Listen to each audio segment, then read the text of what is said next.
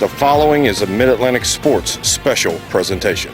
Welcome to the Carolina Sports Arena, and welcome to CWF Mid-Atlantic Wrestling. February 24th, it's all on the line. We're all coming. There ain't no stopping us. You're gone from the CWF forever. And Ty Dillinger, you're gonna have to kill me to take my job. Kill me to take my job. To kill me. CWF forever. You're gone from the CWF forever. You're gone from the CWF forever. Forever. Forever. Forever. Forever. Forever. Forever. No. I quit. It's only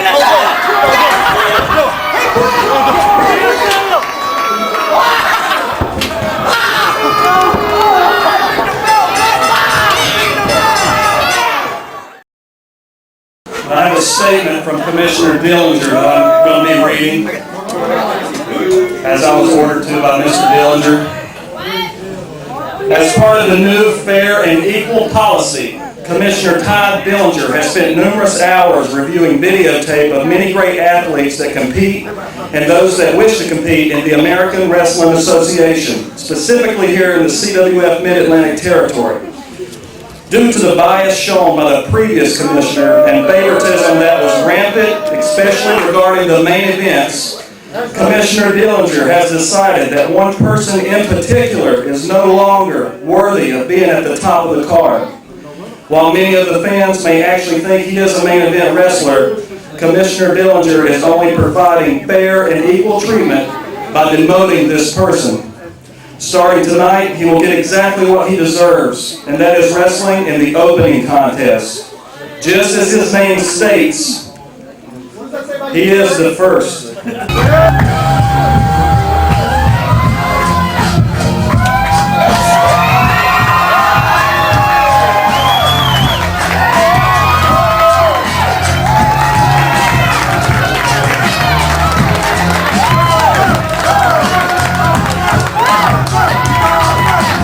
Well, for many people, it's a very sad day at CWF Mid-Atlantic Wrestling, but here is the first Ric Converse to try and make us all forget about the negative and make us believe again, because despite the fact the commissioner, William L. Cross is no longer the commissioner. Oh, before we get into that, the perfect smile, Jerry Wayne hammering away on the first Ric Converse right out of the gate. That's right, and the fans here live at the Carolina Sports Arena had Daniel Gibson, the assistant commissioner, come out and read a disclaimer from Commissioner Dillinger stating that the first Ric Converse would now be living up to his name and would no longer be allowed to wrestle in the main events. As a matter of fact, brought him out first tonight, but I'm sure the fans don't mind either way as long as he's here wrestling.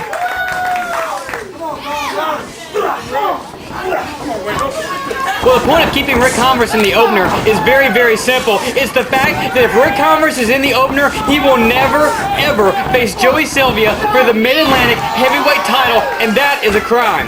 Yeah, that is a crime indeed. Dillinger thinking this one out, taking advantage of the situation. You know, I've noticed a lot of difference the last week or so, especially from the inter-office memos and this whole direction about us dressing different at live events, and I've already been jumped on because I didn't wear a tie when I came out tonight. Well, this place is packed from side to side. The Carolina Sports Arena is officially sold out to see what exactly is going to happen at the event that was originally called Fallout, because it was going to be the fallout for War Games, but as soon as Ty Dillinger won War Games, it became D-Day. That's right, D-Day, the end of all the what he called oppression and favoritism. We're now under the fair and balanced regime of new Commissioner Ty Dillinger, and I, for one, well, I can't complain too loudly yet.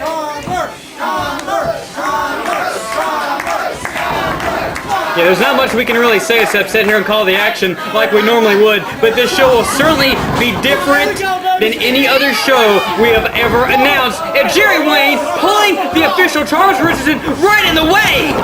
Oh my goodness, Wayne taking advantage. Attacks Converse from behind, but yes, this show will be different than anyone we've done in the past, because you got the email, I got the email earlier this week. There's one phrase we've been barred from saying on television. It has a $500 limit on it. I'm going to donate my first one right now. What are you talking about, Willis? Yes, Gary Coleman has indeed become CWF Mid-Atlantic Commissioner, and if that's not a joke, I don't know what is. But regardless, right now, Jerry Wayne, really, he's in the wrong place at the wrong time, because you got a very motivated Ric Converse 3 weeks removed from getting his head caved in at War Games. And now look at this, right here on the laptop at ringside. Email from Ty Dillinger about my comments. Jerry Wayne staying right on top of the first Ric Converse ever since he gained momentum by using Charles Richardson as a distraction, and now a big clothesline on the former AWA World Heavyweight Champion.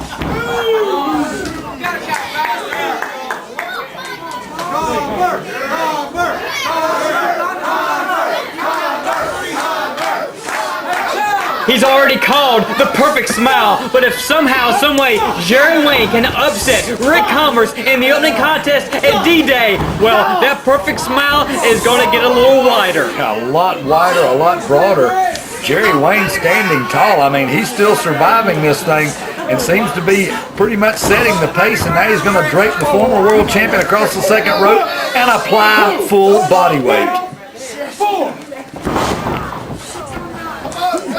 For anyone that missed War Games, the only reason William L. Cross is not the commissioner today, it's because he risked his job to save the life of Ric Converse. Let's face it, Ric Converse was seconds away from bleeding to death on the canvas at War Games, and Commissioner Cross said, "I quit" in War Games, gave it all up to protect Ric Converse. Well, that's the only way War Games could ever end anyway, is submission. Making your opponent say they quit, they cannot go any farther. Commissioner Cross took one for the team, to say the least, and now he's no longer commissioner. I keep calling him Commissioner Cross. I'm sorry about that, Mr. Dillinger. Yeah, Commissioner Dillinger is going to take a long, long time to get used to. And right now, Ric Converse looks like he's back in control. Jerry Wayne able to drop down, driving the top of the head right through the jaw of Converse. Converse rising in, playing in the corner. Jerry Wayne, a very impressive showing. I don't want to take anything away from this youngster who only has a couple years experience at best in this sport, has really done a fantastic job managing the offense of the former Mid-Atlantic and World Heavyweight Champion. Look at this, just methodically trying to take the former champion apart, working on the head and neck. I mean, Converse has neck problems in the past, but Converse, I mean, he sees this everywhere he goes, and so he knows how to combat back from this kind of attack. Ric Converse has faced everyone up and down the ladder, the names and the non-names of this great sport, and tremendous athletes you may never have heard of, and including some of those entertainment superstars. Ric Converse has faced and defeated them all. That's right. Now Converse backs Jerry Wayne into the ropes. Wayne reverses. Oh, Converse comes off and nails him with an elbow. Well, you can just feel the electricity in the crowd for Ric Converse making his first appearance since that fateful night at the Fairchild Recreation Center Russian leg sweep. Oh my goodness, Converse floats over, he grabs the leg, referee down, only a 2 count.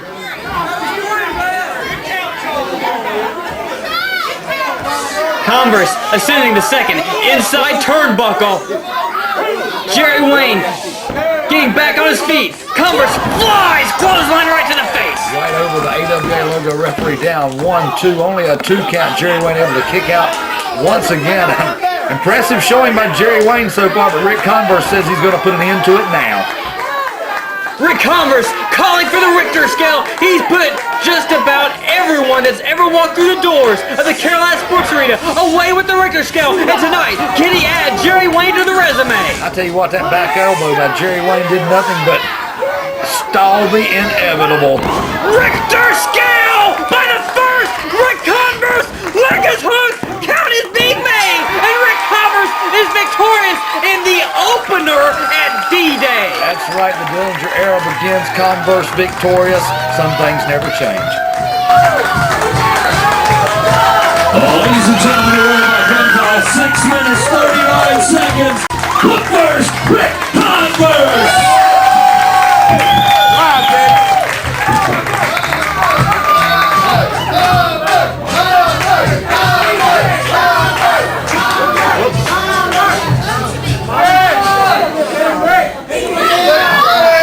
So this is what Ty Dillinger has in mind. Put me in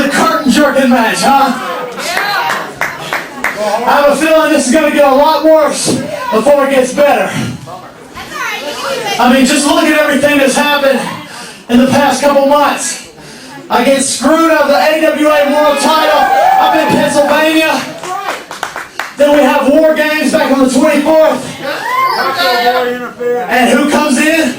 Jesse Ortega, somebody who has nothing to do with it, handcuffs all my partners and leaves me laying in a puddle of blood. Resulting in that, Commissioner Cross is gone and Ty Dillinger's in charge.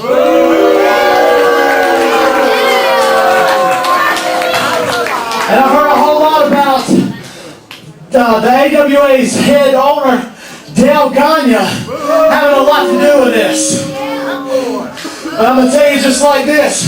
They can try all this stuff that they want to, but before it's all over, Ric Converse is going to be back up at the main event where he belongs. And Commissioner Cross is going to be the commissioner once again.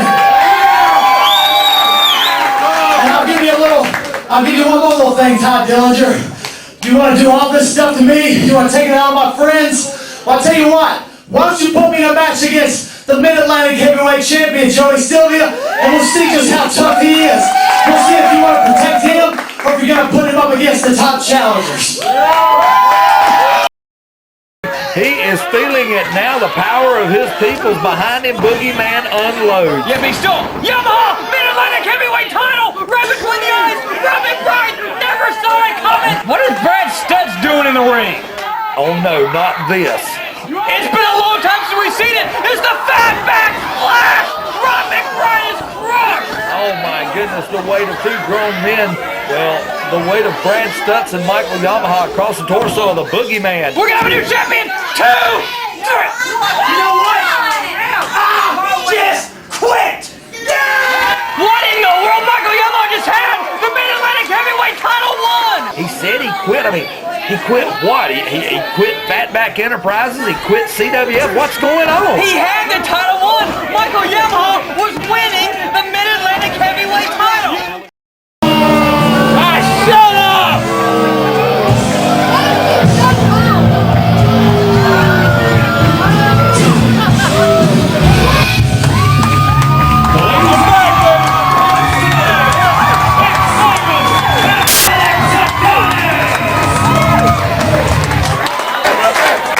Xsiris.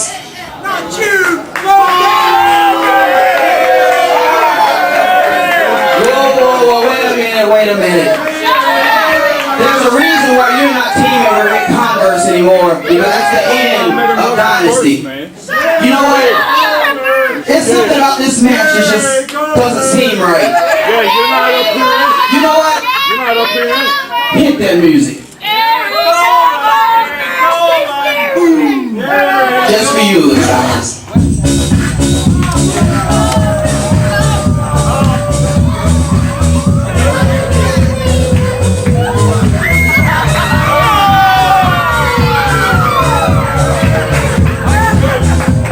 We're doing for you, yeah. Yeah, I'll shake your hand. You make this right, though. We're doing for you.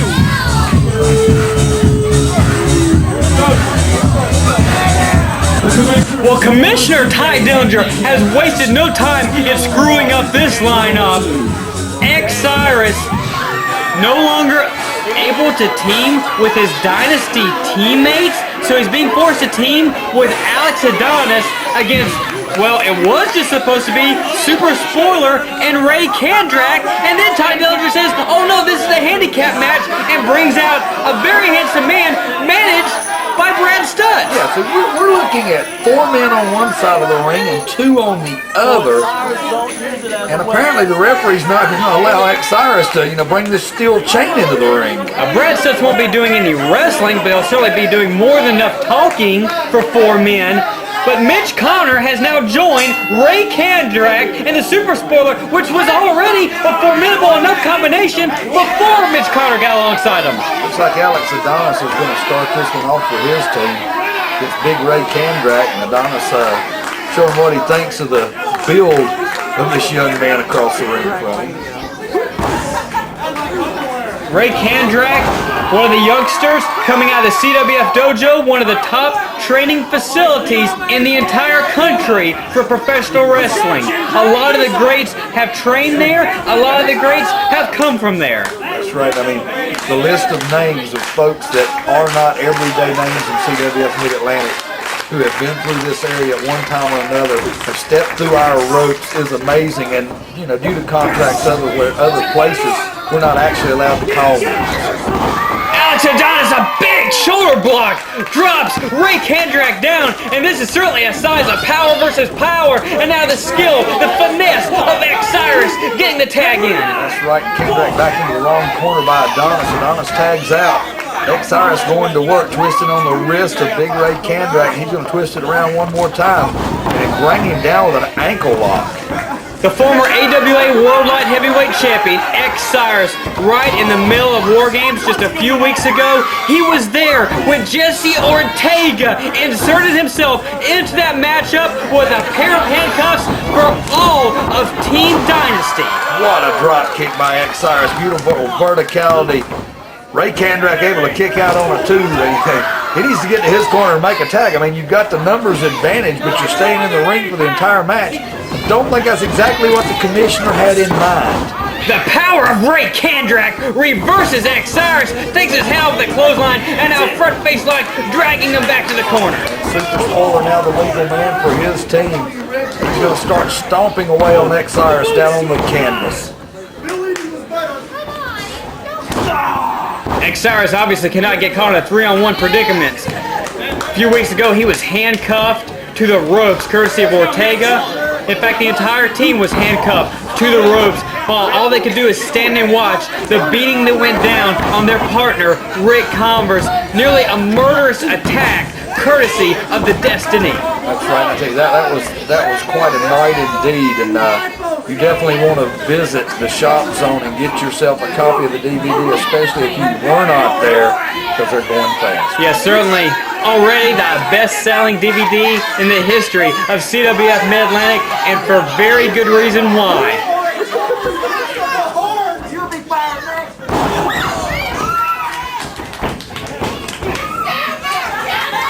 Great Kandrack with a tag back in, but ran right into the big boot of Adonis. Adonis got a lot of stretch on that one, took Kandrack down. Now he's taking Kandrack to school, big suplex. Looks like Adonis is crawling back to his corner to make the tag. Xsiris now the legal man. Xsiris right back in, still plenty fresh, still plenty of fire and fight left in the body. Has Ray Kandrack hooked, and what a double underhook. Turns him around, lands him flat on the back.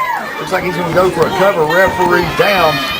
And look at this, Mitch Connor makes his entrance to make the break in the middle of the ring. He's dragging Xsiris to the corner. Well, come on, Red. Get some control in there. Come on, Max was the last event a few weeks ago. I mean, we can't be doing this tonight.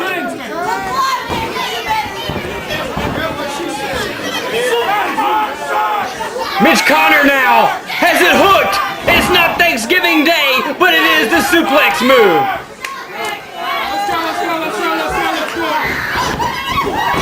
And Super Spoiler runs right into the leg lariat. Super Spoiler taking a beating, getting clubbed across the back by Xsiris. Xsiris making a brilliant comeback here, keeping this one alive for his team, even though they're outnumbered.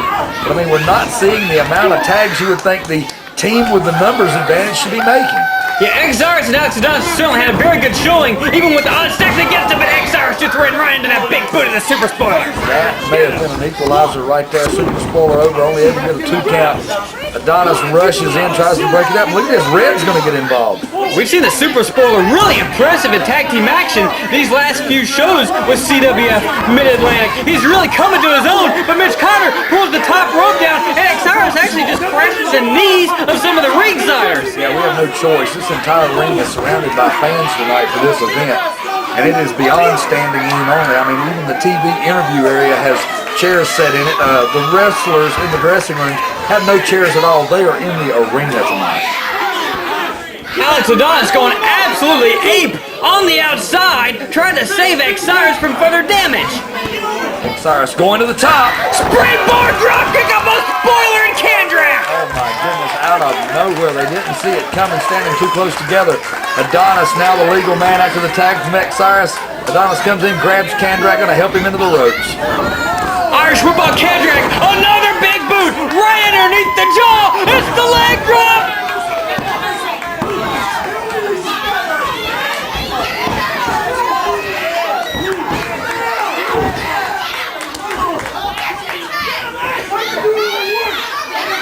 Super spoiler, though maintaining the offense, dragging Alex Adonis back to the opposition corner.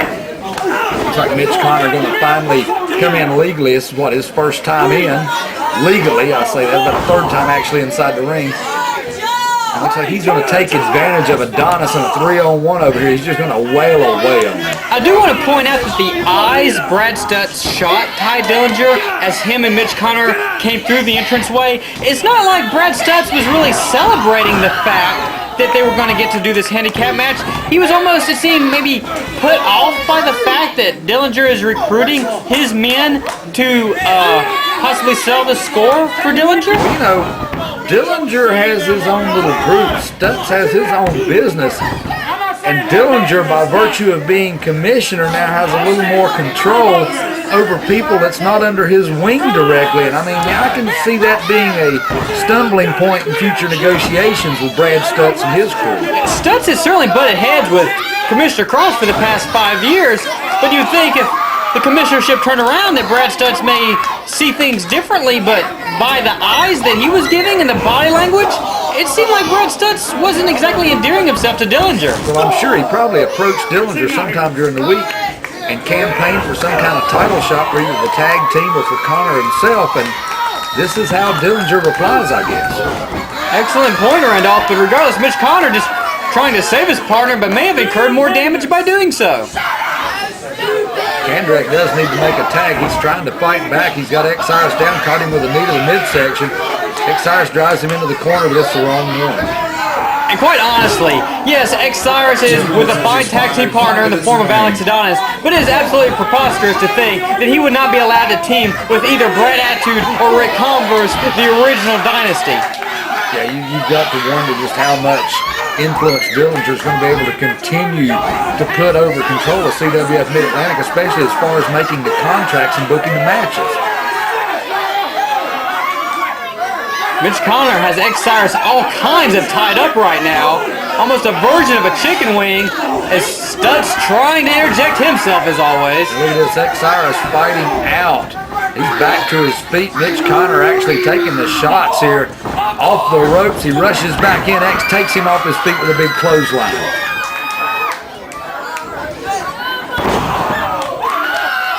Xsiris battered but not beaten.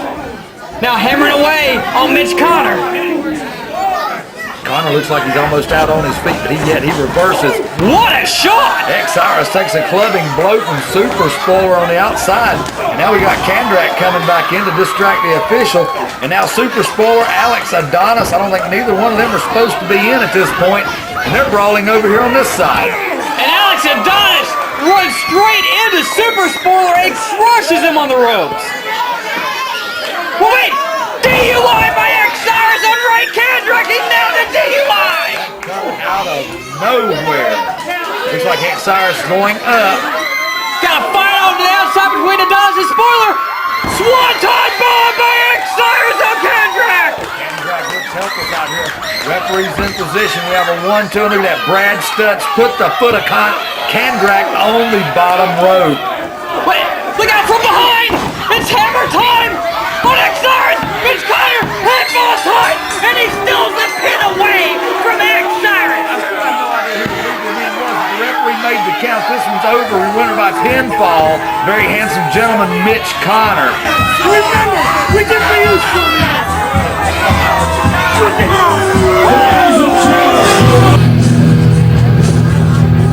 Ladies and gentlemen, representing Chicago, please welcome former AWA Mid-Atlantic champion, Edsel, his tag team partner tonight, the Italian Express champion, Gregory Vercetti. Thanks to the fact that Ty Dillinger is the new commissioner in this promotion, we have a nice little business relationship you because you seem to have a lot of things in common. Despite...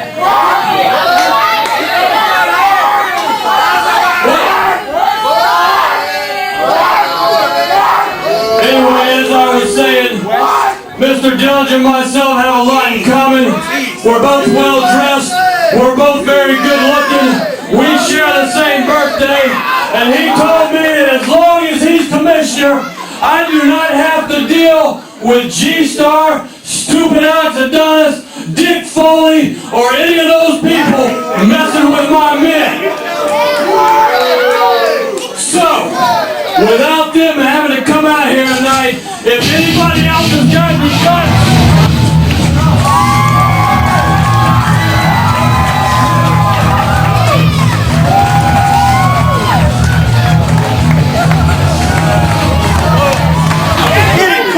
well, tag teams don't get much bigger than the combination of Otto, Schwanz, and Marcellus King, but they're up against a pretty good tag team in their own right as of late. Dangerous E, Corey Edsel, and Gregory Vercetti. Yeah, Vercetti is basically a tag team specialist, good for a little bit of everything all the way around the ring. But tagging with Corey Edsel for the Lumpkin Management Group, the feather in the hat of Sheep Cornelius Lumpkin, because I mean he's putting together quite an arsenal of talent on his side. You know, it's like looking into the past, Randolph, because Corey Edsel and Otto Schwanz have not squared off since Corey Edsel defeated Otto Schwanz to win the Mid-Atlantic Heavyweight title in 2002 at age 18. And Otto Schwanz, and all the time since then, has always talked about wanting title shots, wanting another title shot. Well, Corey Edsel was the reason that Otto Schwanz's title reign ended in the first place. So there's a lot to prove as these two monsters lock horns again. Yeah, you can tell there's no love lost. These two are unloading haymakers, huge forearms. Over here in the corner now, it's got back out in the center of the ring. Neither man backing down an inch. They had one rematch after November 2nd, 2002, and Edsel was victorious in that rematch.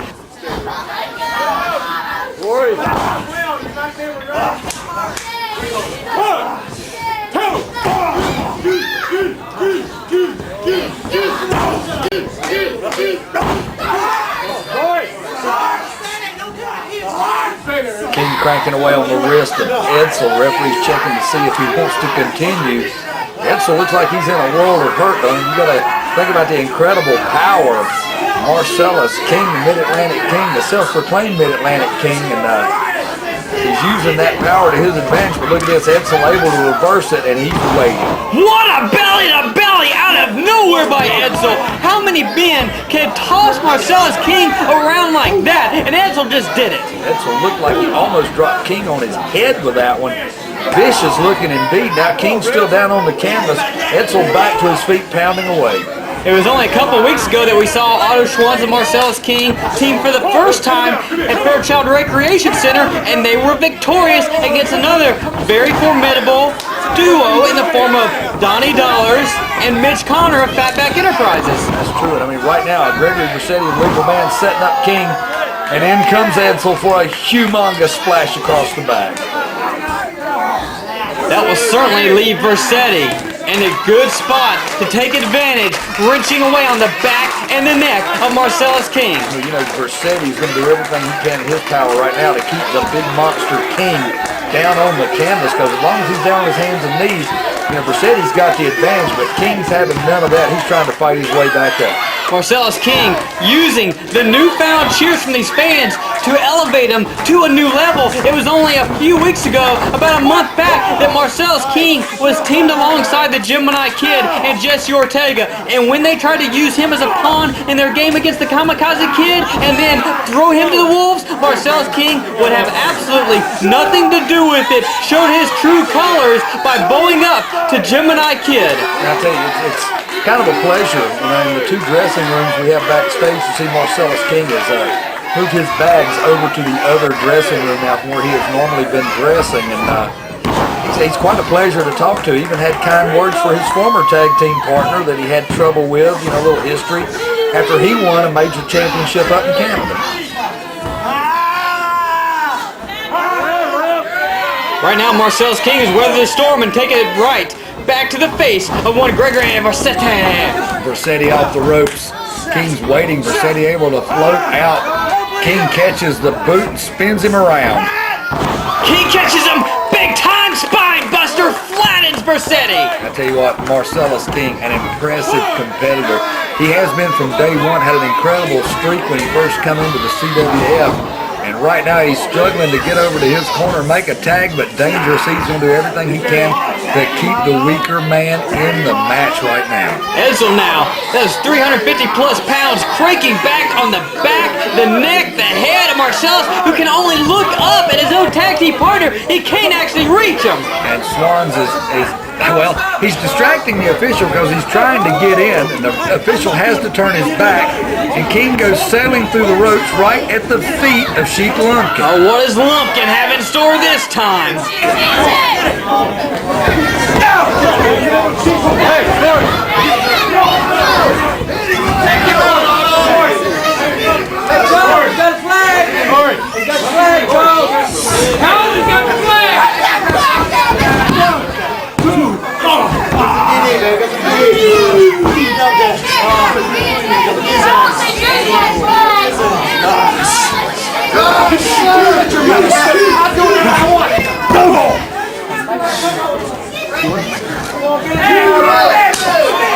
Corey Edsel smacking the flesh off the chest of Marcellus King in the corner.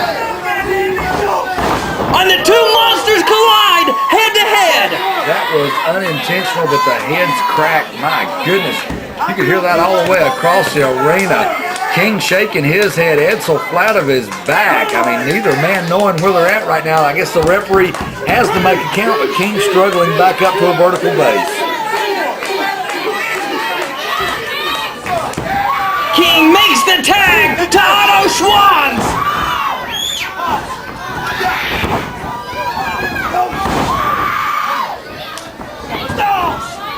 Otto Schwanz, boot to the midsection. Oh, Vercetti, there's that textbook suplex. He executes absolutely perfect, but Corey Edsel makes the save. Edsel's still in the ring.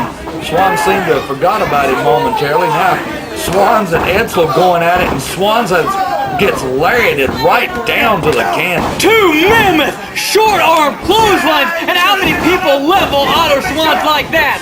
No one. How many people level Otto Schwanz and live to tell the tale when you think about it? But right now, I mean, this is getting good. Vercetti, legal man, I believe. Him and Edsel both in the ring, and look at this, Lumpkin in with a flag. What is Lumpkin doing now? No, Marcellus has the flag now. There'll be no pole shot tonight. Marcellus, make sure Lumpkin exits the arena. Marcellus King throwing out the dirty laundry as the Sheik makes it down to the floor. Looks like Mr. Schwanz is unimpressed with the offense of Gregory Vercetti, but that thumb to the eye works every time. And he ran straight into a clothesline by Otto Schwanz. Has the leg hook. Here's Charles in the count, and this one is over. Otto Schwanz, Marcellus King, victorious.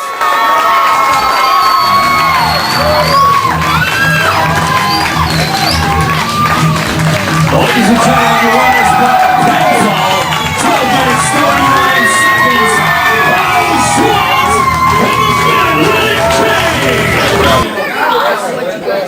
Ladies and gentlemen, let me introduce myself. My name is Tracy Cadell. Name is Sucker. And I am AVP Satellite Services. Tonight we'd like to do a live satellite interview with Mr. Dick Foley. Mr. Dick Foley is outside. Whether you know it or not, about 3 weeks ago, Mr. Foley was injured at the hands of Corey Edsel, Sheik Lumpkin, and the Sheik's bodyguard in a Baghdad street fight. He was injured very badly, and we want to just try to get some comments tonight, see what his thoughts are on the situation, and see what he has in store for them in the future. Hi, Mr. Foley. Mr. Foley, how are you doing? How am I doing? How am I doing? Can you not see my face? Last month, February 17th, CWF Max. a Baghdad street fight. Look what they did to me. The bruises on my face, the bruises around my neck. They took a noose and they choked me out, had me spitting blood. And you ask me, how am I doing? How do you think I'm doing? Edsel, Lumpkin, Bodyguard, you may have won this battle, but you have not won this war. Fortunately for you, the doctors have not released me and will not release me, so I can't be there. But on March 23rd at Union Pines High School, I will be there. Release or no release. You think what we did was hardcore? You have not seen hardcore.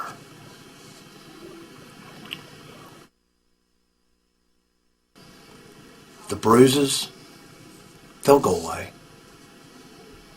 But the memories will never go away. Bodyguard, your days are numbered. Lumpkin, you're a marked man. Dangerous E, Corey Edsel, your days are over. But I do have a final word. To my fans, I do apologize for not being there. And I hope I haven't let you down. I can't be there, but I've got somebody that I want you to meet. Bang, bang! Bang, bang.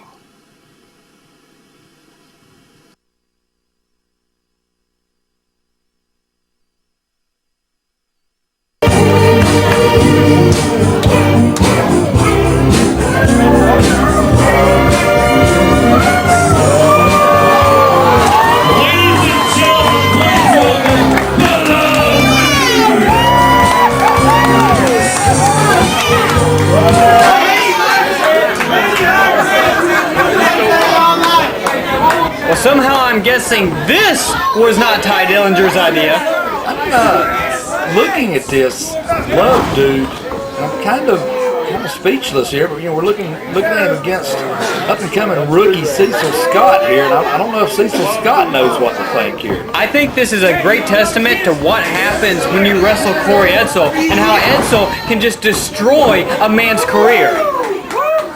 Right now, you gotta question what's going through the mind of the man known as Love Dude, because right now Cecil Scott seems to be measuring him up, and Scott looks like he's just approaching a workout. Everything he's done the first moment here has worked. Whether Ty Dillinger's watching the monitor right now or not, you know right now, as not only the commissioner, but as the manager of champions, he's getting his team prepared.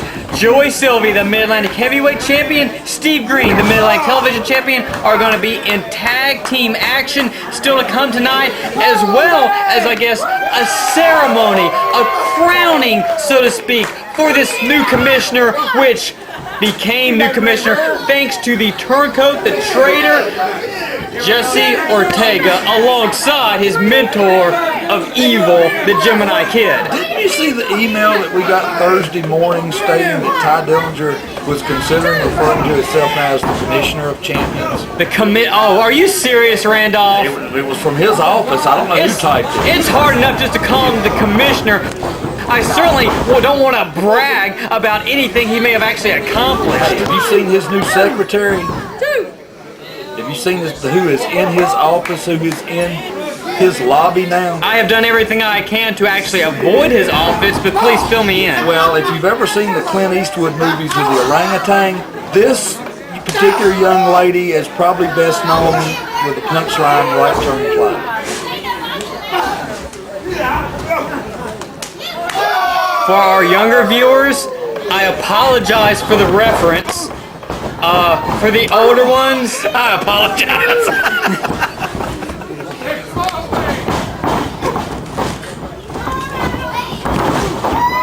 Of course, we've already seen the effects of Ty Dillinger's initial day as commissioner, making Ric Converse compete in the opening contest. That is a joke, flat out. And how is he ever going to contend for the Mid-Atlantic heavyweight title, which he obviously rightfully deserves, having pinned Joey Silvia's shoulders at Battlecade 7, but at that time, Converse being the AWA World Heavyweight Champion, only Converse's title was on the line. Yeah, but you've also got to look at what Dillinger's done. I mean, before the show ever got on tonight, before we ever got in the ring, the assistant commissioner, Daniel Gibson, was forced to come out to the ring and read a handwritten note sent out by Dillinger. I mean, he's become an errand boy.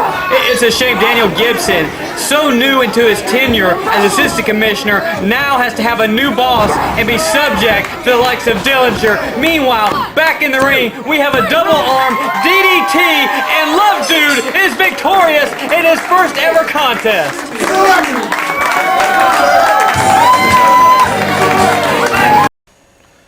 Ty Dillinger, you didn't think I'd be seen here tonight. I'm sure you were boasting that I wouldn't be seen here tonight. Well, I've got to hand it to you because you kept me out tonight. You kept me from raining on your parade. Everybody keeps saying Commissioner Cross is gone. Commissioner Cross is gone. What are we going to do? Well, you're right. Commissioner Cross is gone. And you're the new commissioner. But what you've left isn't Commissioner Cross. Commissioner Cross wouldn't let me do the things I'm going to do to you. So tonight, I'm up here in this hellhole that they call Minneapolis, Minnesota, in a board meeting. I figured, hey, let me make the most of a bad situation. So me and the board members got together. We have a slight problem with the way that World Tag Team titles, the World Heavyweight title, and the World Light Heavyweight title are being defended. You see, there hasn't been many title defenses. And since they won't give Xsiris a shot at the World Light Heavyweight title, they won't give Ric Converse the shot at the World Heavyweight title, we know exactly where to hit them. We're going to hit them right in those beautiful gold belts.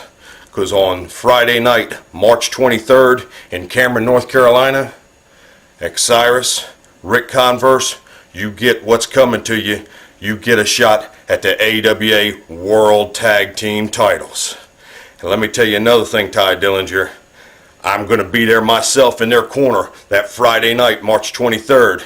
And the next night, the 24th, you can't stop me from being right there in the building in Burlington, North Carolina to celebrate with the new tag team champions.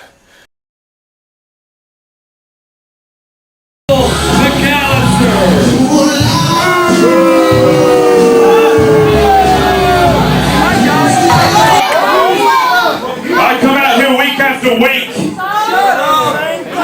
Just like right now, you all show me no respect. You all don't take me seriously. I'm going to tell you right now, I'm a member of the Black Watch. I'm the prodigy. You will start taking me seriously. You will start taking the Black Watch seriously.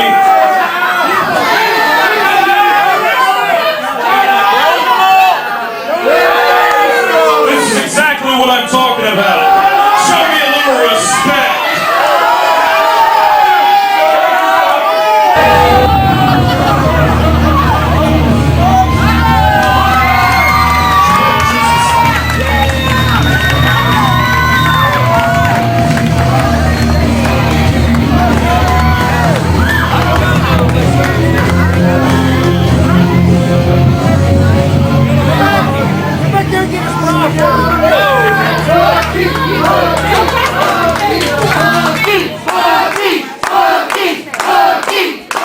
You're right. You come out here week after week, nobody shows you respect. You spout Black Watch propaganda, blah, blah, blah, Black Watch, all in space. What's that mean?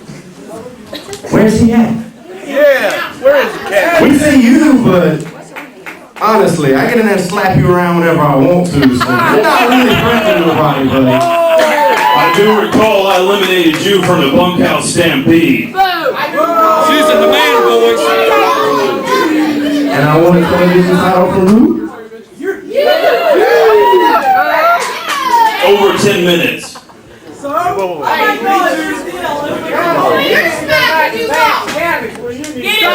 don't even know what you guys are doing out here. You're not even scheduled to be on the show until a little bit later. But if you guys got so much animosity towards each other, then I say we have this match right now. That's fine with me. The match is going to be underway, and Michael McAllister, for some reason, is awfully full of himself today. He got a shot in on Munkey early, and sent Munkey crashing to the outside. Look at this, Michael McAllister wailing away across the back of Brass Munkey. And this match is out of nowhere as far as I'm concerned. Now referee Katie Kincaid makes her way out to ringside and asking these gentlemen to participate inside the ring. What is with Michael McAllister? Oh, Munkey with the kick to the blind side and a kick straight to the head of McAllister. My goodness, that probably loosened a few jaw teeth the way Munkey's feet are. And you got to wonder, a slap across the back, that is not a wake-up call. This is Spinal Tap.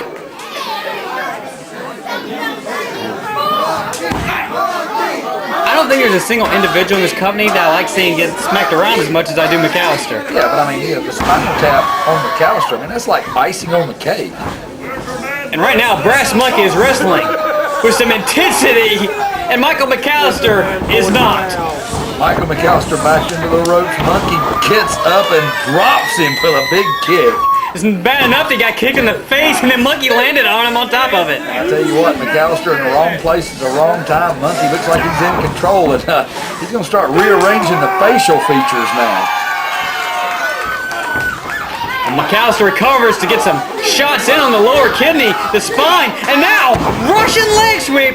I'll be number 14. Is that what we're up to now? Well, McAllister came out here with an awful lot of confidence. I mean, we never hear. He wants to be taken seriously, and myself, like many of the fans, pretty much laughed when he said he wanted to be taken seriously. I thought it was a joke. But, hey, he's recovered from Brass Munkey's onslaught and has control of the match, really. And he didn't have any outside interference to do it, so props to McAllister.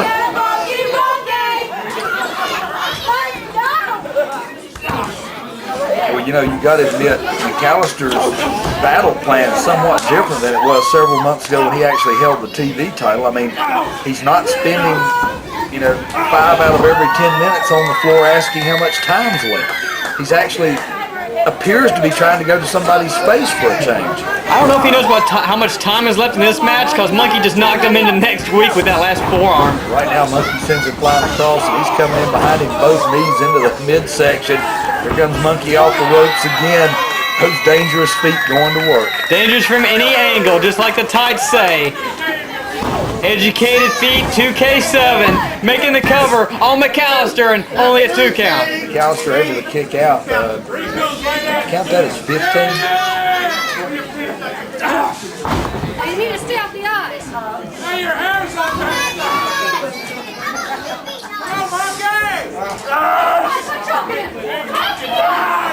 Brass Munkey. Tell you, the last time we saw him was at Fairchild Recreation Center, and he made El Fuego Jesse Ortega tap like a woman, and that was one of the rare occasions in Ortega's entire career where he said, "I quit, I give up." Unfortunately, Brass Munkey, according to Ty Dillinger, will not be receiving any more Mid-Atlantic television title matches against Simply Steve Greene, and that's a shame, because Munkey's pretty much been one of the best champions we've had with the TV title over the past few years. So if he's not going to be allowed to have shots at the TV title, you've got to recognize this young man and his accomplishments somehow. Does that mean he'll be getting shots at the AWA Mid-Atlantic heavyweight title instead? Yeah, keep dreaming on that one. Ty Dillinger isn't going to award anyone that he considers to be a threat a title shot. Well, I tell you what, Ty Dillinger's going to have to reconsider, because I am sorry. Being with this promotion for as long as I have, I know that anybody in the back with a pair of boots can be a threat at any given time. I echoed those sentiments wholeheartedly, Randolph, and Brass Munkey is a perfect example of that. Someone that we've watched grown up from a kid to a man over the past few years, and Munkey here lately has just been at the absolute top of his game. Kick of doom on McAllister. Yeah, since Brass Munkey has gone, primarily to being a singles competitor, he has really rose head and shoulders above, where he was at, even as Mid-Atlantic tag title holders there for so long. I mean, He's really took a step forward. He's much more recognizable as a brand name now for CWF Mid-Atlantic. And right now he's blistering the man that he actually won the television title from last year. McAllister though, boot to the midsection, neck breaker drop, Brass Monkey is down, courtesy of technical ability applied by McAllister. I don't know what I just watched. It may be a mirage, it may be an illusion, but in my eyes it may have actually happened. I don't know, but either way, Brass Monkey able to kick out. This one's going to continue. Now we go back to what we're more familiar with seeing Michael McAllister do, and that's, a blatant chokehold. Move number 2 in his repertoire. It still astounds me that without running and hiding, without outside interference, McAllister has actually probably maintained control of about 50% of this contest. You know, if he maintains control of his bladder for a match, that's usually an accomplishment. And right now, I mean, Monkey's able to drop him dead in his tracks with a knee to the forehead he didn't see coming.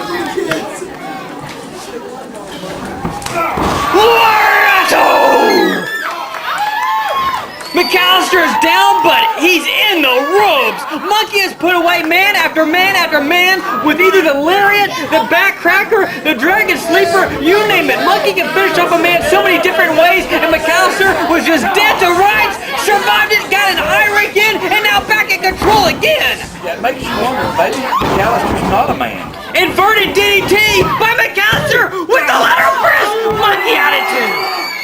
What is this? I mean, it's like a whole change of pace from McAllister. I'm so used to seeing him turn tail and run from a battle. For a guy that wanted to be taken seriously, he's actually done a lot in this contest to be taken seriously. That's scary. I can't believe you said that. I'm shocked that I'm saying it too. Oh! You can't forget about the educated feet of Brass Monkey, regardless where you're at in the ring. As it says, again, dangerous from any angle, whether you're facing the guy or not.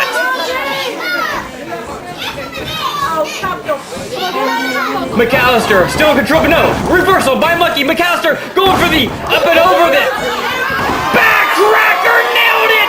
Dragon sleeper by Brass Monkey, and can he? Yes, he can! McAllister taps one more time to the Dragon Sleeper. We've got another submission victory by Dragon Sleeper by Brass Monkey. And we've also got a blackout at the CSA. Somebody not pay the light bill again. I'm getting really tired of this.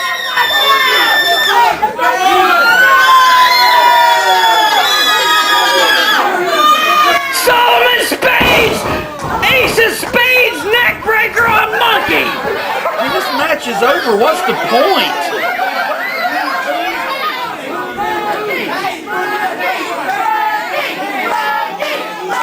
The other member of the Black Watch that McAllister keeps referring to has interjected himself at the conclusion of this contest and laid Brass Monkey out. I would like to know a little more about this Black Watch, because if I'm not mistaken, wasn't that historically something from like Middle Europe years ago? Well, it's certainly a plague that has infested CWF Mid-Atlantic, and Solomon Spades and Michael McAllister are standing tall.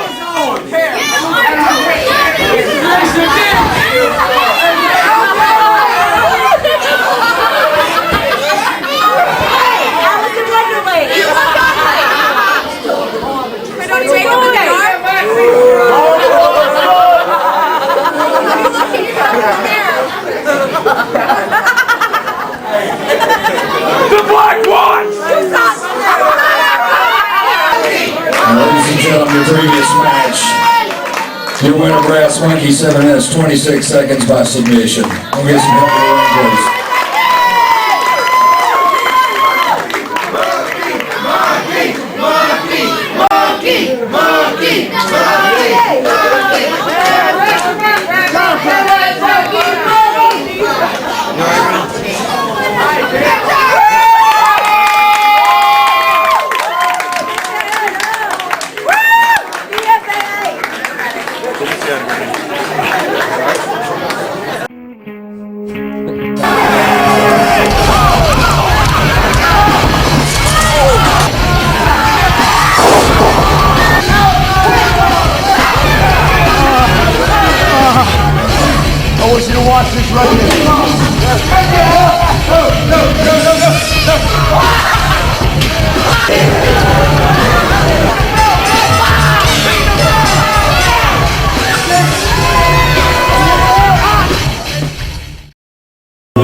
Steve Greene.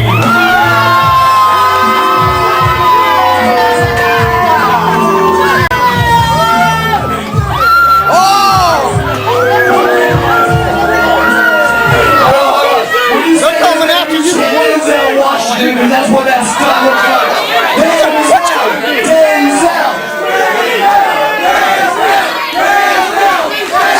Hey, shut up! I don't need you chanting nothing for me.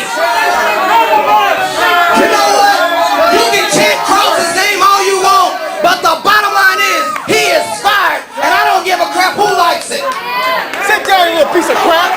Sit down. Yeah, we don't need you cheering for us. What's wrong? What's wrong with you? You don't like the smile on your face. You little retarded kid. Retard. But I tell you what, I want to thank my good friend, the Gemini Kid here, because when you're at Jesse, I want to thank Jesse Ortega. You know, Gemini, when I made a deal with the devil, you told me you had a plan for war games. And Jesse Ortega, I want to thank you for training me, giving me the inspiration. When I was in that sharpshooter and that war games, I was ready to quit. You was on the outside of that cage telling me, don't quit, Todd, don't quit. And you know what? I kicked out that sharpshooter. I got back up and I became the commissioner. So tonight, just as a promise, a deal is a deal. Everybody want to know the stipulation for tonight's main event.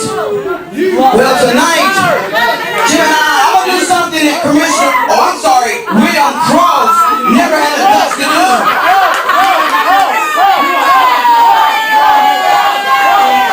You can tell it all you want, he ain't even here. Anyway, but I'm going to do something tonight, Jim and I. Come here, Jesse. I'm going to do something that William Cross never had the guts to do. Tonight, I'm guaranteeing you victory. The reason why I'm guaranteeing you victory, because Boogie and Tank, we all know the cowards that they are. Oh yeah, they're cowards. Oh, they're cowards. They're big old cowards. So tonight's main event is gonna be a lumberjack match. Lumberjack match. Wait a minute. It's gonna be.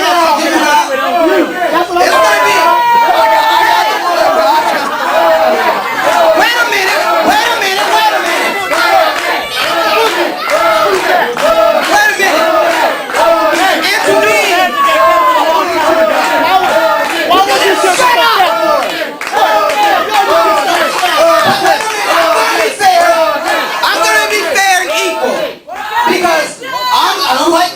I'm going to be a fair and equal commissioner. So tonight, to be fair and equal, I'm going to handpick all the lumberjacks. But wait a minute, because I know the cowards that Boogie and Tank are. I'll tell you what, gentlemen. You shut up, I kicked you out of my building.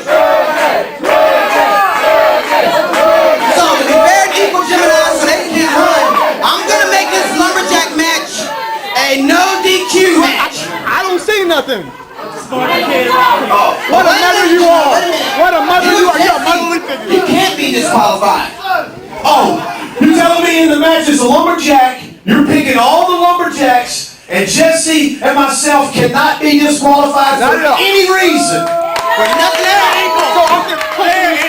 But if anything you want, that sounds fair. But I got one problem. New tag team. Because we know Boogie and Tank are cowards. What if they run right through the lumberjacks and try to run out that front door? Oh, no. Because if they try to run out that front door tonight, if Boogie and Tank are counted out tonight, they lose the Mid-Atlantic Tag Team Championship.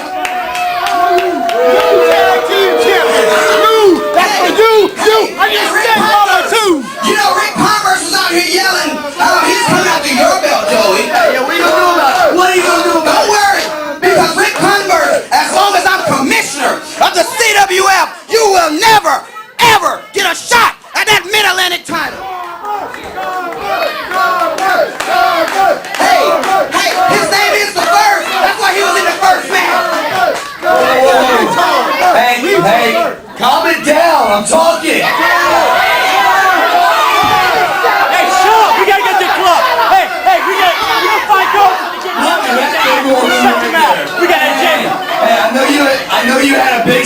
in-house sports. But check this out. We got a big surprise for you. Hey boys, bring it out. This is my friend. From your boys of Destiny, this tie is for being the greatest manager and now the greatest commissioner ever. Hey! Give it up for Ty. The best. So hey, I know that $20,000 check that Boogie had. You know why I got stopped? Joe, I see you had a good time with that $20,000 you and Steve. So I, oh, do we got a minute? Hey! Look your trophy out of aisle. Oh, you take care of this one. Take care of this one. Trophy, super trophy. Hey! Hey, Steve, what is that? Let me lift that up. Hey! Now, I kicked you out of here too. So anyway, hey, Junior, you were just an artist for me. I'll take care of it. Take care of it for me. Take care of it for me. So now only am I the manager of champions, but now you can just call me the commish. Just call me the commish. That's all. Just call me the commish. And I tell you what, there's going to be a lot of changes around here. Where's Willie? I'll tell you where he's at. 2 minutes, Jack. You keep on talking. So, all right, Randolph. Come and get the dog here tonight and get my opponents out here so we can beat the crap out of them.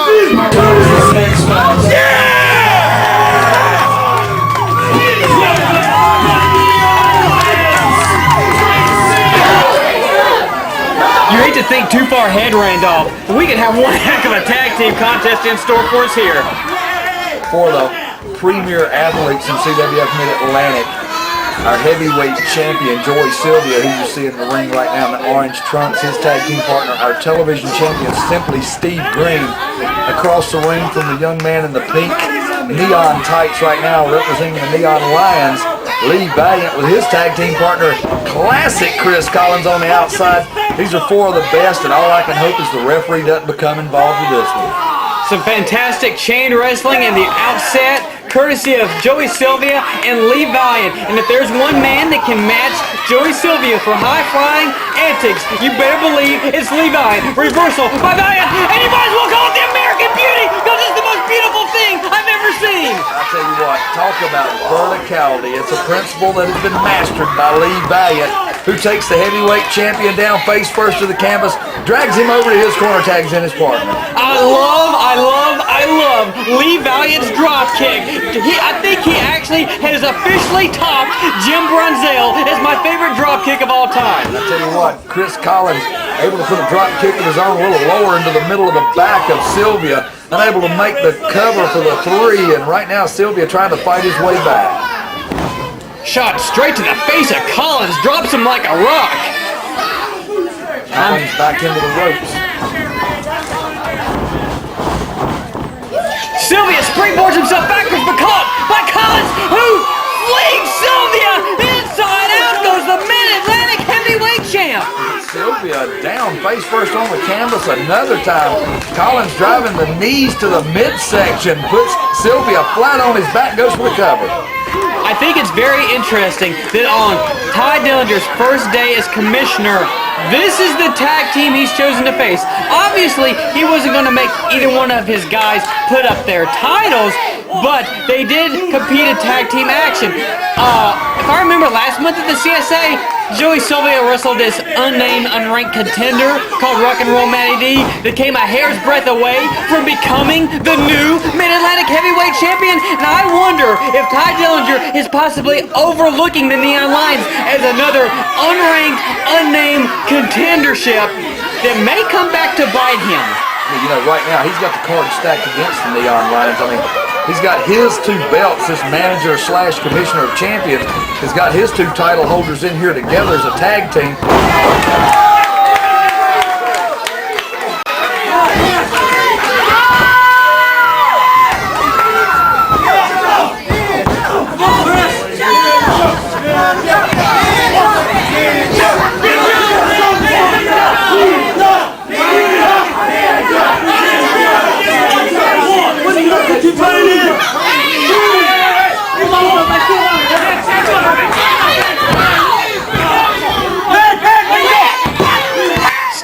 clamoring for a cover despite the fact that he was just choking Chris Collins out on the bottom rope.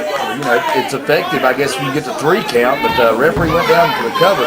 Collins in the wrong place once again, as you see Commissioner Ty Dillinger prowling the floor around the ring. Big suplex by Steve Greene on Chris Collins. TV champion working without a 10-minute television time limit, which is quite unusual for the past couple of weeks for him. And right now going to Chris Collins, and once again in the face of the fans here at the Carolina Sports Arena. There's no love lost. These fans don't really like Scuba Steve that much anymore. The Neon Lions certainly more than earned their stripes at CWF Max last month. But what a coup this would be to put away the television and Mid-Atlantic heavyweight champion as Silvia flings himself into the ring thanks to the aid of Steve Greene and crushes Collins. That's right, look at this. He baits Lee Valiant in again. This is twice they've done this. Valiant's going to have to learn to watch it. He's got to realize all that does is create a disadvantage for his own tag partner. Well, look at this double team maneuver. Oh. Drops Collins with the neck breaker powerbomb straight down his head. And Collins, I don't know how he kicked out of that. I'm not sure how he kicked out of that one either. It looks like he's out on his feet. Heck, he's not even on his feet. Steve Greene's trying to turn him over to tie him up somehow, and he's not being very responsive. Could be going for the sharpshooter here. We've seen Steve Greene go to the sharpshooter a lot of times as of late, and he's spinning him over, has Collins trapped. Collins face down on the AW logo. What a save by Lee Valiant. Both feet right in the face of the TV champion. Lee Valiant had all he was going to take from... Oh, no. Joey Silvia says, who's neon now? Well, trust me, the lights are a lot brighter on the other side of the ring, where egos, greed, and money do not dictate what you do inside a squared circle. I hate to see our champion do something like that. I wonder if Ty Dillinger knew he was going to do it, because think about it. The last time we seen our champion dressed in those tights, we were still calling him Spanky. Days Joey Silvia would probably just as soon forget. But right now, Steve Greene trying to take back control of classic Chris Collins. Fighting for the neck breaker, but no! Collins reversed it into a neck breaker of his own! That was the most unusual neck breaker. Looked like Steve Greene did a 360 while in the grasp of him. But however effective, you see Greene is really dazed, trying to make his way back to his corner. Collins needs to take advantage, tag his partner in. Lee Valiant, arm outstretched, classic with the tag! Oh my goodness, what a clothesline. Valiant puts down Silvia, puts down Greene. Another one for Silvia, another one for Greene. But can Lee Valiant take on both of the singles champions of CWF Mid-Atlantic by himself? And he just speared Silvia right into his own partner. Valiant now flies! Blockbuster neck breaker on Steve Greene, who just DDT'd his own partner. What incredible offense from Lee Valiant! Nobody saw that one coming. Now Valiant's going out. Chris Collins has got the champion, the heavyweight champion, up on his shoulders. Lee Valiant to the top rope. Do you believe? Drop kick to Steve Greene! And now, oh no, Silvia was able to reverse through. Collins shoves him off into the neck breaker, but no, Silvia survives the neck breaker. Collins, fatality by simply Steve Greene. Awful proud of himself, not paying attention. Valiant's able to take him out. Enziguri to the cranium, and now Lee Valiant with Joey Silvia. Lee Valiant somehow lands on the second turnbuckle, moonsault all the way over, inverted DDT on Silvia. Gracious, the heavyweight champion, flat of his back, middle of the ring. Referee's down. We got a 1, a 2. Only a 2 count. Somehow Silvia able to kick out. The Mid-Atlantic heavyweight champion. I don't know how he kicked out, but he did. But Lee Valiant still in full control. But no, reversal under a reversal. Out of gas is Joey Silvia on Lee Valiant. Here's the count, and this one's over. Winner's by pinfall, simply Steve Greene. The infamous icon Joey Silvia is Ty Dillinger era continues. What a fighting effort, though, by Chris Collins and Lee Valiant. They certainly gave it their all. They pushed the individual champions of this promotion to their limit. But in the end, Joey Silvia and Steve Greene showing why they actually are champions without the aid of Ty Dillinger emerged victorious. I don't need to raise this. Right here.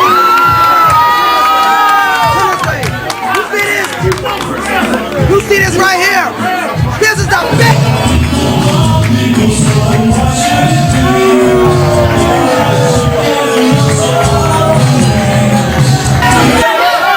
Not as much as you, but I want to do is I want to thank my #1 fan that showed up tonight. This guy right here in the white shirt, Gregory, is my #1 fan.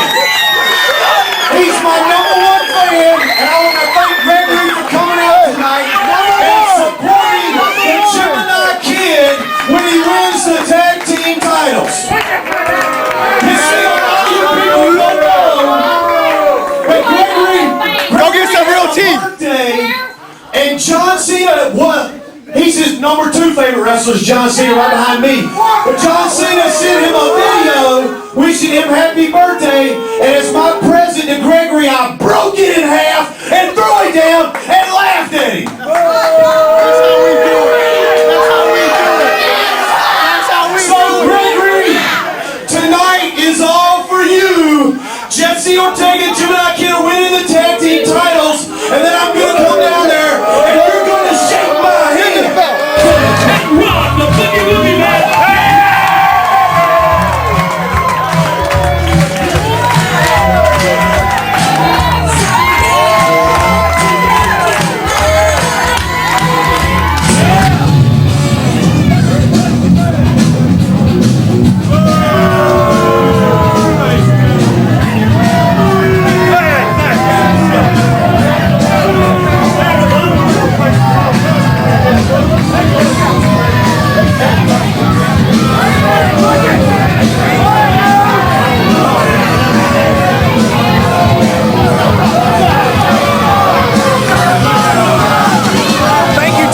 I couldn't have picked better lumberjacks than you. This was fantastic.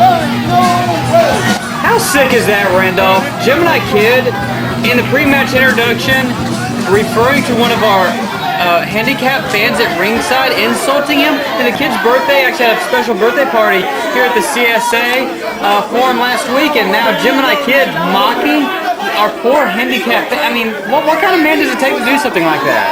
You made one simple error. You said man. But right now, we have got the most unusual set of circumstances for a tag team title match in probably our history, with all the rules set up against the champions. Occasionally, I'll make reference to someone's backs being against the wall. Well, Randolph, their backs are against the world right now. Gemini Kid, Jesse Ortega, Ty Dillinger, they hand-picked the lumberjacks that surround the ring. Rob McBride and Tank Lawson have no friends around this ring. Every man out there is looking for the demise of Rob McBride and Tank Lawson to occur here tonight in this very ring. Right now, Tank Lawson, Rob McBride, drawing straws, see who's going to start this one. Looks like McBride's going to start for the champions, but they're stacked against them. They can lose the titles on a count-out. Unheard of in professional wrestling. But yet, Gemini Kid and Jesse Ortega are wrestling a no DQ match, so the challengers can't be disqualified for anything, but the champions can be. Randolph, this is absolutely preposterous. It will take nothing shy of a miracle for Rob McBride and Tank Lawson to leave here tonight as tag team champions. And make no mistake, they've had a fantastic run, but all the signs point to it coming to a close here tonight.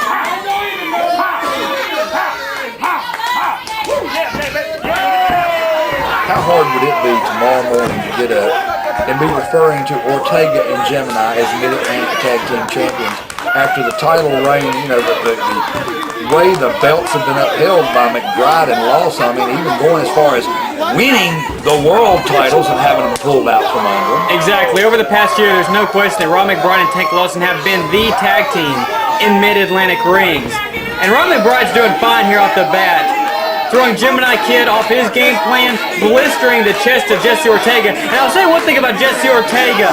He's a guy that likes to bully other people. He likes to get those kids that just have a couple years experience and just smack them around and just respect them in the ring. He wants to be the big tough bully. But in there against Ron McBride nor Tank Lawson are going to be pushed around and bullied. They are going to be the ones bullying up on Jesse Ortega and teaching him respect. Well, I mean, you can go back into the history of both of your champions over here on this side, and both of them have a little darker sides to their history, and you don't want to push them so far that they delve into that past. Well, if you'd asked me a year ago about Gemini Kid and Jesse Ortega being tag team champions, I would have been all for it, Randolph. I would think, well, that's great, upholding the tradition of this great sport. But here in the past 6 months, both of those turncoats have just sunk to new depths. But right now, Ron McBride with Ortega, Irish whipping, big shot. Yeah, both of them have pretty much thrown tradition out the window. As you can see, I mean, they've got a hand-picked mob on the floor surrounding them and backing them up. You see, they're rubbing the chopped chest, they're helping him out, and you got to wonder what happens if one of the champions gets tossed out. They're not going to be treated like that. You're exactly right. I mean, it's completely unfair. And while the ring may be surrounded by hand-picked crew of Gemini, Ortega, and Ty Dillinger, that crew is surrounded by about 300 people that are behind Ron McBride and Tank Lawson. And I dare say that if things get a little too out of hand, we could have a near riotous situation on our hands. It is not unheard of. As much as I beg the fans, please don't get involved.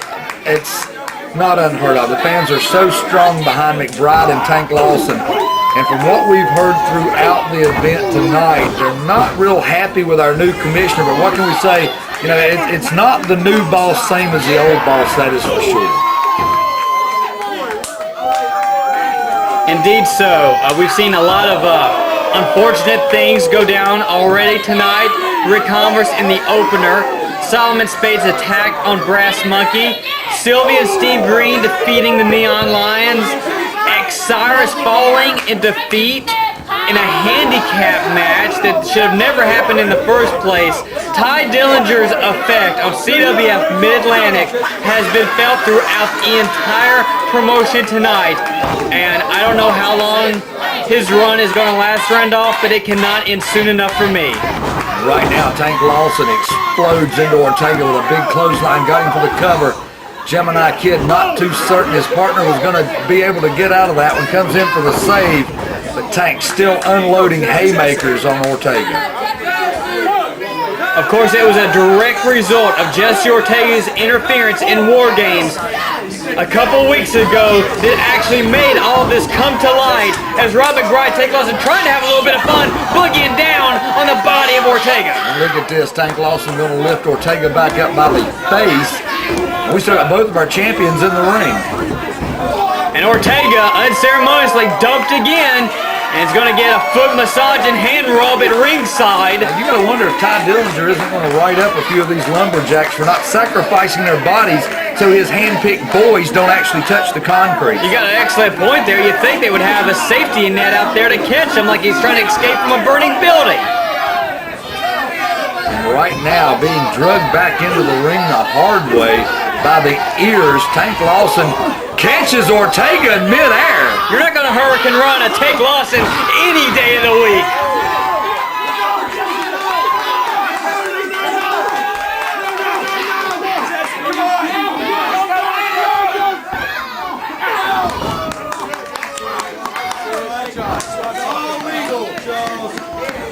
McBride now with the tag back in, and hey, give it to the tag team champions despite all the odds stacked against them. They have not let that mentally defeat them at least. They're keeping Ortega and Gemini on their toes and keep tossing Ortega to the outside. Yeah, he just keeps tossing. You know, there's no time limit in this bout, is there? I mean, this is like, this goes on until the commissioner says it's over or until somebody wins the tag belt. Now, Ortega looks like he's had the beating of his life already. He's been thrown to the outside at least 3 times. Oh! Almost had a little lucha boogie there, and You've seen them split. Look like the Red Sea out there. I cannot blame anyone for trying to avert the high-flying antics of one Rob McBride. McBride brings Ortega back in.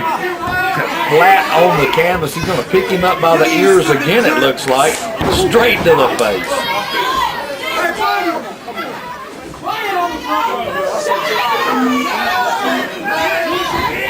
Well, now we're going to try the other side. I think we have more fans over there than we do Lumberjacks, though.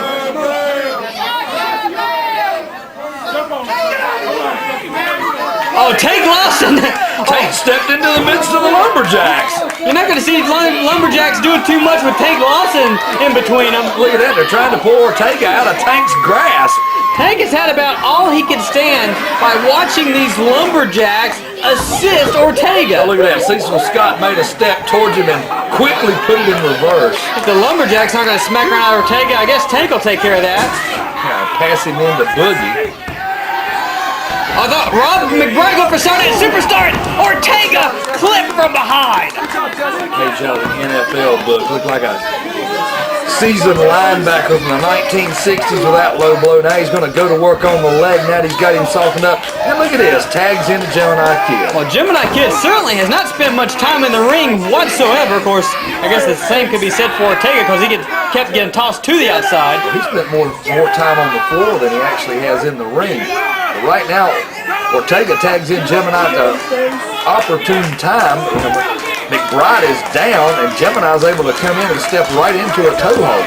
You know, I've got to make mention of the fact that this is actually the first time Gemini Kid and Rob McBride have ever squared off in the squared circle. That may not seem that unusual in some circumstances, but both men combined for over 40 years of experience and have never crossed paths. Honestly, they probably don't live on the map within 15-20 miles from each other, so it is, you know, quite a feat that the two of them never faced off in the ring. Gemini Kid taking advantage of the injured leg of Rob McBride, and so is Gregory Vercetti and Jerry Wayne.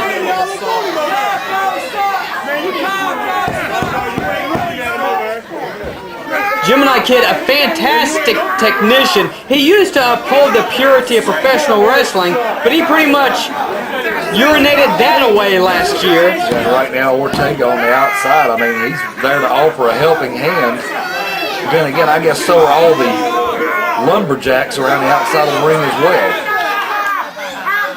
Rob McBride still carrying on the name and tradition handed down to him by the original Boogie Woogie Man, Jimmy Valiant, teaming alongside his good friend, Tank Lawson. They've known one another for years, and finally last year, as a team captured the Mid-Atlantic Tag Team titles, certainly the biggest win in Tank Lawson's entire career, and Rob McBride in one singular year, 2006, won every championship CWF has to offer. That's right, Tank Lawson, he's had enough, he's seen enough, and that's enough already. He comes in, cleans house, but Boogie Woogie Man, he is still in the clutches on the wrong corner, and now finally back out to the concrete floor, and look at this.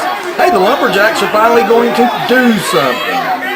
Yeah, they're doing something. They're aiding Gemini Kid and Jesse Ortega's quest to win the Mid-Atlantic Tag Team titles, and Tank Lawson is over there with a chair, and Cecil Scott is down. You know, I spotted Brad Stutz out there among the Lumberjacks. I thought he said they had wrestlers for Lumberjacks.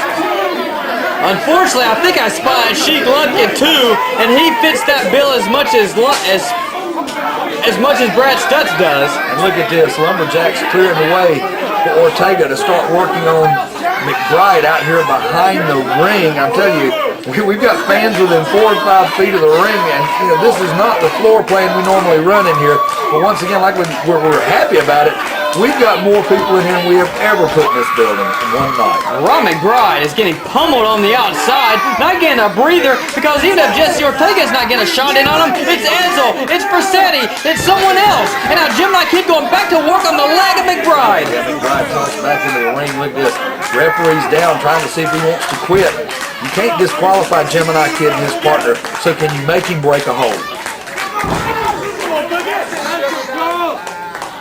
Rob McBride's leg is in serious jeopardy, and I don't think Rob McBride would just tap away the Mid-Atlantic Tag Team titles. But quite honestly, if Rob McBride does not escape from this dilemma he is in and make a tag soon, he may not have a choice. Yeah, it's getting pretty dark for the champions right now. Tank Lawson needs to be the legal man in this match, but Ortega and Gemini taking advantage of every situation, keeping the match in their corner, keeping the men separated that hold the straps, trying to wrestle those things away. You want a tag? Here you go. Here you go, And Ortega mocking Tank Lawson, knowing that Rob McBride's knee did not have enough left and it collapsed underneath its own weight. Lawson and referee Charles Richardson going at it in the corner. Ortega and Gemini are both in the ring, and I'm telling you, I don't think the referee has much power to do anything about it, according to Commissioner Dillinger's rules for this man. I hate to see this so much, Randolph. I mean, I just think back to War Games and how many people were upset when they left the Fairchild Recreation Center knowing Commissioner Cross had quit as commissioner and given it to Ty Dillinger in order to save another man's life. The sounds of the crying of the children from ringside, their tears, it's a moment that'll be with us forever. And now, all the kids that have come here to the Carolina Sports Arena just a couple weeks removed from War Games, are they going to have to sit and watch their heroes fall again? I'll tell you what, right now, it's just about beyond the point of no return. McBride needs to make the tag. Gemini Kid, the smart veteran he is not going to let that happen. McBride trying to fight back. Oh! Drop kicks in the knee and Gemini! What is good for the goose is good for the gander! And Gemini Kid, we mentioned both men, 20-plus year veterans. Rob McBride's knee is gone, but so could possibly so be the knee of Gemini. What an equalizer on the part of McBride. That was out of nowhere, something I'm not familiar seeing him do. But I mean, I'm sure he's felt it enough to know what kind of damage it'll do, but now Ortega's in, and he's going to go back to work on the knee. Gemini Kid having to limp his way out of the ring, and Jesse Ortega now may have to go it alone. Well, along with those 10 or 12 guys on the outside of the ring, and the manager, the commissioner, which I'm sure is going to back up anything they want to do, Ortega right now has got the legs of the boogeyman tied up. Boogie's calling upon the fans for a little help. And you know Tank's dying to get in there and smack around Ortega some, but you know he's got to hesitate because they can lose the titles off disqualification. Tank Lawson is having to walk on eggshells so that they don't lose the championships. Well, you got to admit it's the most behaved we've seen Tank Lawson in a situation like this probably in his entire career. He knows the gravity of the situation, but then again, so does Ortega and all these clowns around the ring. Ortega just measuring Rob McBride. Gemini asking for a tag, which is somewhat surprising, but definitely favoring the knee that Rob McBride drop kicked out from underneath him. Yeah, now he's going to go to work on the fans at ringside. The fans clamoring for Rob McBride to muster up something, anything, and get over there and make a tag. Look at this, McBride back up on his feet, but that knee's not going to support him. McBride collapsed! Gemini with the cover, and that was a near fall. Gemini Kid thought that one was over. Thought he had a tag team title belt of his very own to take home tonight. It hasn't happened yet. Gemini Kid has been a tag team champion in the past. Alongside Michael Yamaha back in 2003, they were the tag team champions, but it's a long time removed from championship glory for Gemini Kid. And right now, Ortega over the top of McBride, only able to get a 2 count with that cover. Still getting cheered on by the Lumberjacks around ringside.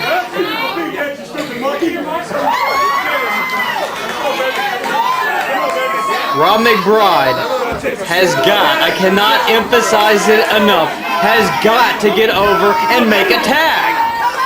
Look at this, Ortega clubbing away at McBride, reaches back, another tag. We're seeing a lot of constant tagging by Ortega and Gemini now that they seem to have this thing under control. Gemini measuring Rob McBride, adding more pain to the knee, but every little movement is almost hurting Gemini as much. Look at this Gemini Kid back over here in the face of Tank Lawson. Well, not directly in the face. He's keeping a little separation to make sure Lawson can't grab him. But McBride's back on his feet, or struggling back to his feet. And another drop kick to the knee of Gemini, who's down again. again! Gemini Kid running his mouth to Tank Lawson had no idea. Heck, I had no idea McBride was going to do that.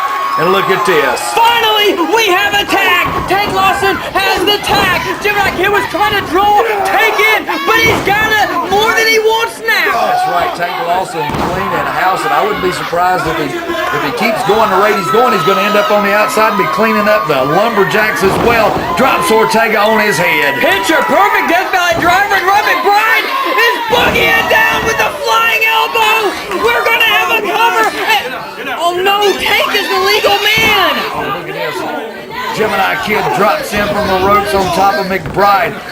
Tank grabs Ortega, throws him into the corner, face first. Charles would not count it because he knew who the legal man was. Tank Lawson now hammering away on Ortega. And in the corner of the crowd, a low blow. Rob McBride already incapacitated. And he's going to try to roll him out to the Lumberjacks now. Who is going to save Rob McBride now, Randolph? Tell you what, Gemini Kid's in the catbird seat as the Lumberjacks working over Tank Lawson on the floor. We've got a figure four on the injured knee of Rob McBride, and the Lumberjacks are beating down Tank Lawson. Yeah, and look at this, Ortega, who cannot be disqualified, in the ring helping put the leverage to the knees of the Boogie Woogie Man. With no partner to save him, is Rob McBride going to tap away the Mid-Atlantic Tag Team titles? I tell you what, Jesse Ortega, he's crowing up here. He's enjoying this. The referee knows there's nothing he can do. He has no clue where Tank Lawson's at. Looks like he's going to look for... Wait! It's Kazi! It's the Kamakazi Kid! Charles is with the Lumberjacks, and Kazi deposits the piece of crap! Jesse Ortega to the outside of the ring! Look! Gemini thinks it's Ortega! Gemini thinks it's Ortega! He took a boot straight to the face by Kamakazi Kid! Kazi is reversing the figure four! Rob McBride has the figure four reversed on the injured knee of the Gemini Kid! Look at this, Kazi leaves the area. And look, Gemini Kid's not going to have a choice in this one. He is being stretched out. Gemini Kid screaming in pain. The knee already ripped. Gemini tap! Gemini tap! Rob McBride, Tank Lawson are going to lead the CSA. Still, the tag team champions, the Lumberjacks, have no idea what's going on. They think Rob is tapped, but indeed, Gemini Kid, he's the one that tapped out. Look at this, we're taking that ringside asking what happened. The Lumberjacks ask what happened. This match is over. Tank Lawson, Rob McBride, still the Mid-Atlantic Tag Team Champions. What a turn of events. Every possible disadvantage, and they pulled it out. The Kamakazi Kid has saved the Tag Team Championships for Rob McBride and Tank Lawson, and once again, caught his arch nemesis, the Gemini Kid.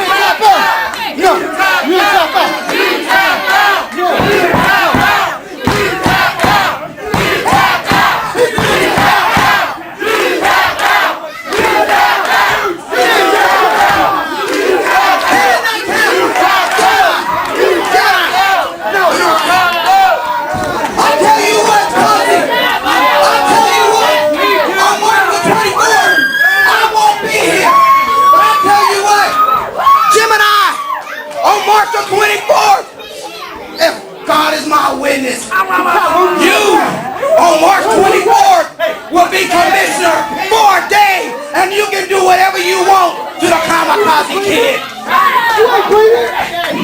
Two weeks from tonight, right here in the Carolina Sports Arena, the Gemini Kid is going to be the commissioner for the night. If you think Ty Dillinger is fair and equal, you wait till the Gemini Kid control.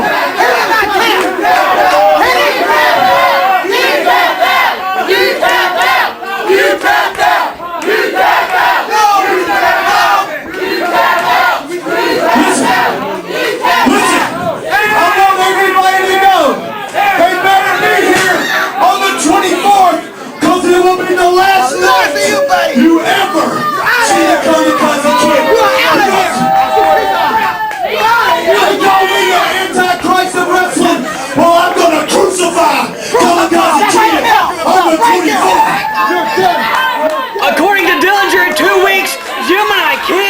commissioner for a day?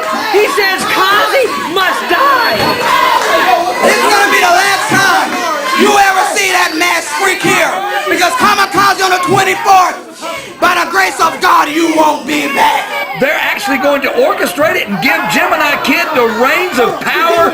Man, this does not look good for Kamakazi Kid, who is the hero here tonight. I'm Grant Sawyer, along with Randolph Hendrick. And this is CWF Mid-Atlantic. This is where the world comes to watch professional wrestling.